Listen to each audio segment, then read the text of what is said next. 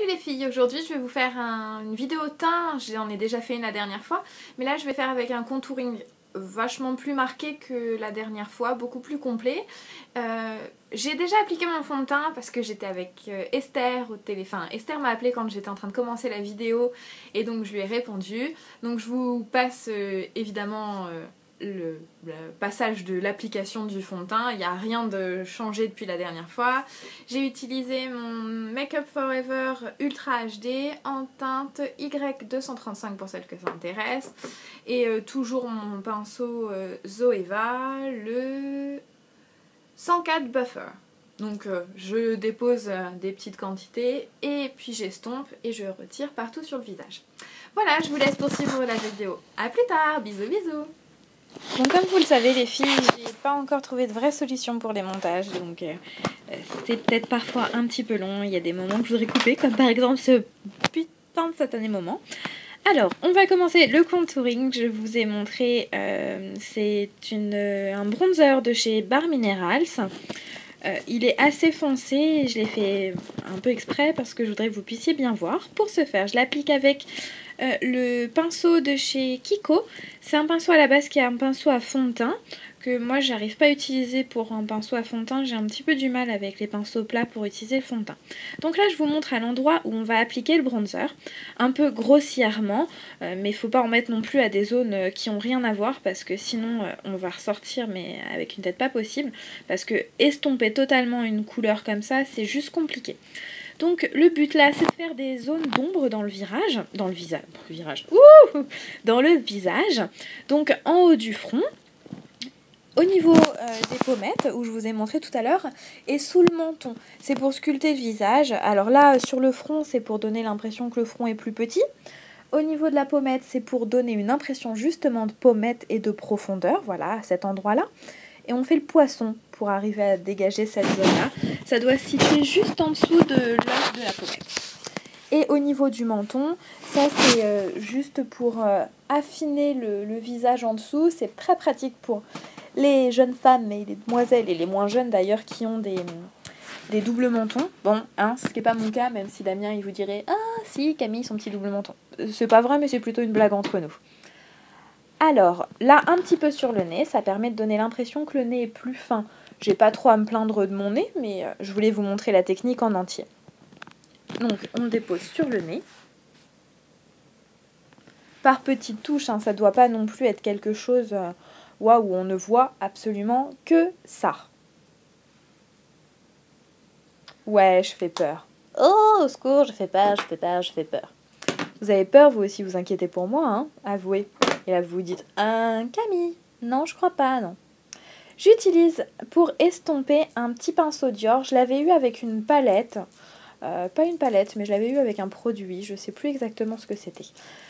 Toujours est-il qu'il est super. Il est en poil naturel. Il est très très agréable.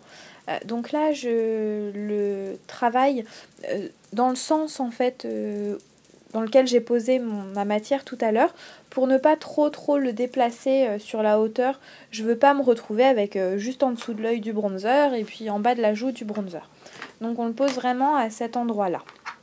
Et on l'estompe à cet endroit-là. Sinon, aucun intérêt de l'avoir déposé ici. J'utilise pour estomper un petit peu plus un pinceau de chez Zoeva. C'est à la base un pinceau, celui-ci, qui est pour le blush. Mais moi, j'aime bien l'utiliser pour le bronzer parce qu'il est assez effilé et c'est un pinceau un peu biseauté. Vous avez vu la différence que ça a fait? Ça a créé vraiment comme un petit creux. Alors, effectivement, c'est pas réel, donc on va pas réussir à recréer quelque chose comme chez quelqu'un qui l'a naturellement. Mais ça donne une illusion. C'est un jeu d'ombre et de lumière. J'estompe mon front, toujours avec mon petit pinceau. Et toujours pour, on va dire, alléger un petit peu plus le tout avec le gros pinceau. Voilà ce que ça donne. Vous voyez, ça a creusé un petit peu, mine de rien, comparé à l'autre côté où là, clairement, mon visage n'est pas creusé. Donc, je vais avoir du mal à avoir l'impression que c'est creusé. On fait pareil maintenant de l'autre côté. On continue d'estomper, estomper. De toute façon, le maquillage, ce n'est qu'une seule et unique affaire d'estompage. Voilà. Vous avez vu là, on a encore un petit peu cette impression de trait. C'est pour ça que j'utilise ce gros pinceau là, qui est un peu plus touffu et plus doux. Parce que c'est du poil synthétique. Et là, ça donne moins le trait qu'on avait tout à l'heure. Mais par contre, quand on fait ce genre de choses, il faut vraiment, vraiment prendre son temps. Effectivement, c'est long. Effectivement, je ne vais pas vous dire qu'on va faire ça tous les matins et qu'il faut que vous fassiez ça tous les matins.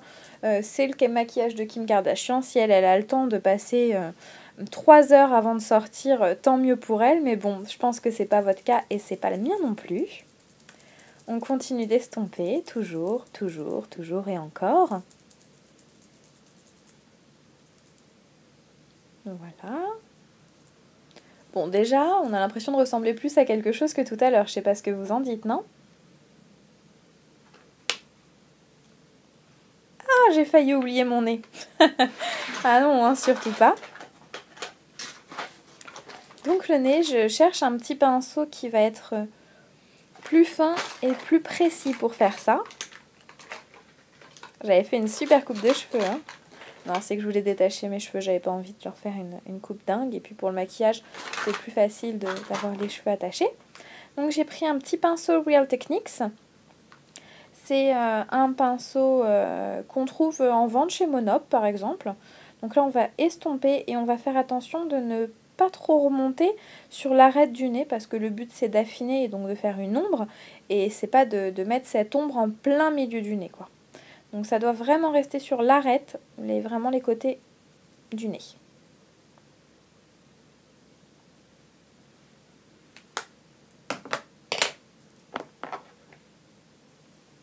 Maintenant, on va faire tout ce qui est la partie lumière. Alors là, j'ai utilisé le Light Warm, la teinte Light Warm du Urban Decay, c'est l'anti-cerne, l'anti-cerne, oui pas concealer, l'anti-cerne Naked Skin.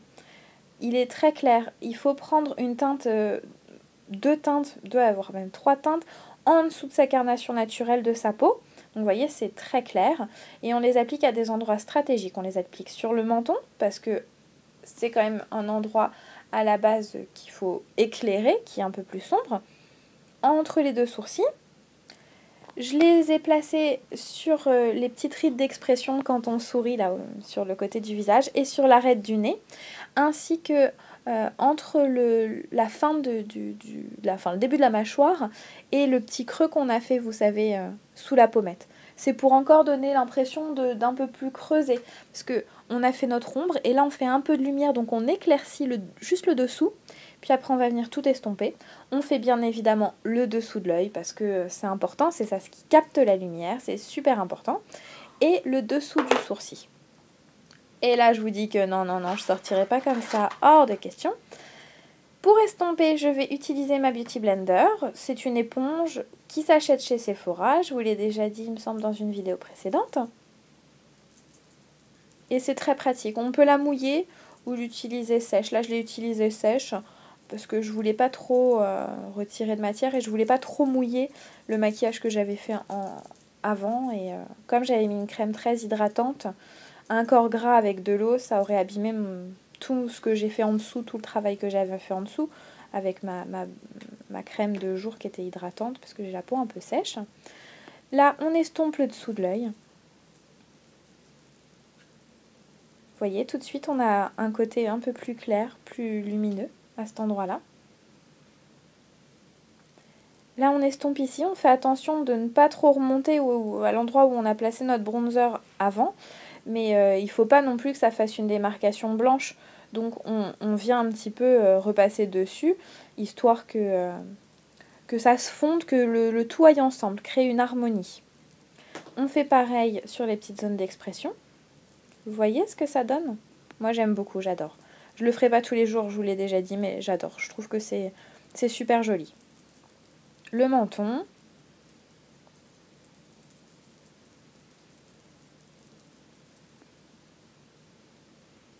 Le nez. Là, il faut être super minutieux parce que il faut pas en mettre partout, hein. On l'a mis sur l'arête, donc il faut que ça reste sur l'arête, hein. Et voilà, vous avez vu, tout de suite, ça donne un petit coup de clair, un petit coup d'éclat. le dessous de l'arcade. Ça, c'est quelque chose, contouring ou pas contouring, de toute façon en maquillage, on fait systématiquement le dessous de l'arcade. Vous avez vu le côté qui n'est pas encore contouré totalement et l'autre côté, voilà, il y a vraiment une structure. C'est un beau teint, bien travaillé. Quelque part, si on sort avec un teint comme ça, juste avec un petit coup de mascara, honnêtement, c'est top, quoi. Des fois, le mieux est l'ennemi du bien, comme on dit. Donc, voilà, voilà. On continue toujours et encore d'estomper.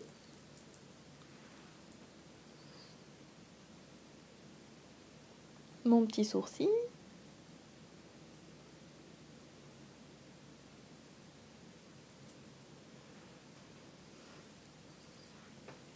Pas mal, hein, la petite meuf.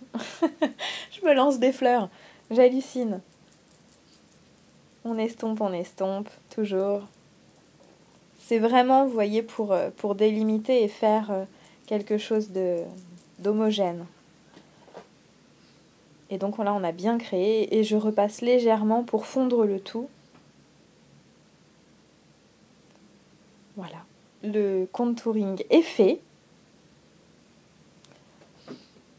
Je vous montre bien en détail ce que ça donne. Vous voyez, à côté de ce... avec quoi on est parti, tous ces trucs partout. Eh ouais, je chante. Je ne sais même plus ce que je chantais d'ailleurs, j'ai craqué. Oui, oui, tire-toi une balle, Camille. On peut toujours restomper un petit peu. Hein. Maintenant, on va passer au blush pour se donner un peu plus bonne mine. Je vais utiliser le blush Rocateur de chez Benefit. Il est super. C'est un vraiment blush qui va avec tout. Il est vraiment top et je l'applique avec mon pinceau powder, le pinceau poudre de chez... comment dire? Ouh, je l'ai trouvé. Mince, mince, mince. Zoeva. Ah là là, j'ai eu du mal là. Donc on l'applique en petite touche, hein. On ne veut pas ressembler à un clown, donc on l'applique en petite touche. Voilà, histoire de se donner un peu plus bonne mine. Parce qu'un beau teint comme ça, avec juste sans blush, c'est juste pas possible. Maintenant, on fixe tout parce qu'on a utilisé des bases un petit peu crème, entre guillemets, avec le concealer, oui. Donc, on prend une poudre translucide. C'est la Stay Matte, celle-ci, de chez Rimmel, me semble-t-il. Et on l'applique au pinceau. On y va tranquillement, doucement. Hein. Le but, c'est pas de remélanger, de tout déplacer la matière qu'on a mise. Mais c'est pour fixer notre maquillage toute la journée. Et pour les peaux qui ont tendance à être mixtes, à grasses, ça apporte de la matité.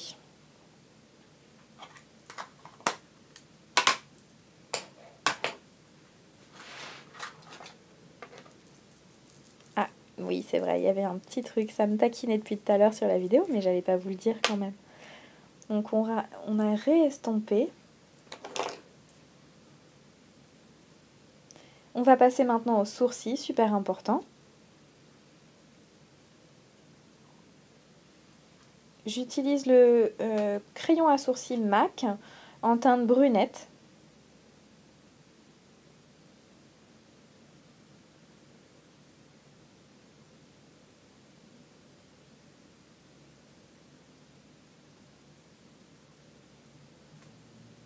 Moment délicat, les sourcils. Ce serait dommage de se rater. C'est vrai que bon, j'ai de la chance, ils sont quand même bien dessinés avec le tatouage que j'ai en dessous. On estompe toujours un petit peu parce que c'est pas très joli quand il y a les traits de crayon directement dessus.